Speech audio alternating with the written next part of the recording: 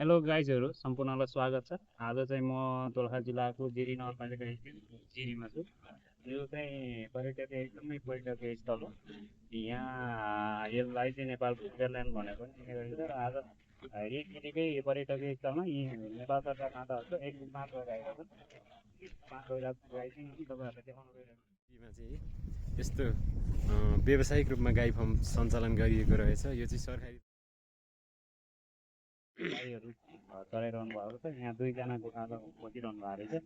उहाँ सायद नेपाल सरकारको नाताहरूले पनि हुनुपर्छ। यो गाई फार्मको फिर्ता घर कहाँ यहीँ यतै हावा हावादेखि नै आउनुभयो यहीँ बस्छ यहीँ बस्नुहुन्छ। अनि यसको के तलब हुन्छ कि के हुन्छ तपाईँहरूको जिल्ला दैनिक कतिका है अब यसपालि के गर्छ कि सरकारले बढाएको सायद फेरि दैनिक ज्यादा तारिकको हिसाबमा अलिकति फरक नीति होला सायद 13 वर्ष कतिजना हुनुहुन्थ्यो? 14 दुईजना भित्र 2 6जना ए त्यो पनि ज्यादारी यो चाहिँ नेपाल सरकारकै नाता हो ए यो गाई फार्म यहीँ नै छ ए त्यहाँनिर यो जिरेको चाहिँ यो मकैबारी चाहिँ यो पनि सरकारकै हो यो अब काटेर कुहिरो जस्तो बनाइराख्छ साइडमा ए अनि यसलाई के पचिहाल्यो हिउँदमा ए ए यो पनि यिनीहरूले लगाएको ट्याक्टर यो चाहिँ तपाईँको यहाँनिर मान्छे साथीहरू कहाँनिर यही मकैको एरियाको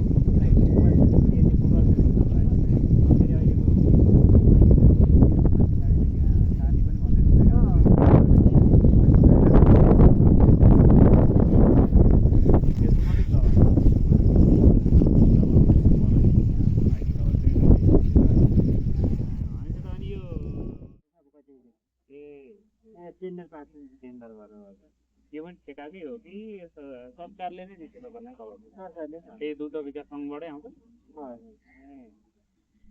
यो राम्रो त्यहाँ बस्नु घर खेती कति छ तपाईँको अलिक गर्नु नि भएन कसले गर्नु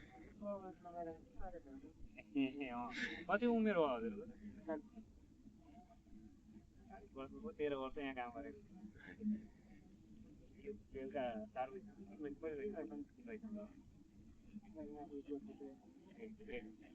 यो चाहिँ के यो कानमा राखेको चाहिँ बिमा नाम र बिमा पनि होला ए नाम बिमा लागि यो तपाईँहरूलाई थाहा हुन्छ ठ्याक्कै सबै नम्बर थाहा छ यसको यति भन्ने हजुर ए पानीको सामान चाहिँ हेरेर भन्न मिल्यो कति दुध दियो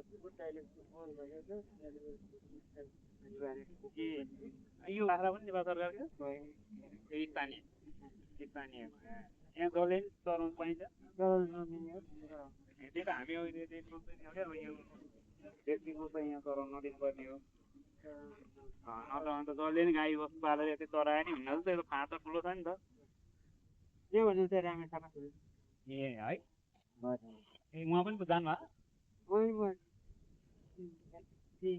ए गाई फार्ममै ए त्यो त्यहाँको घाँस चाहिँ राम्रो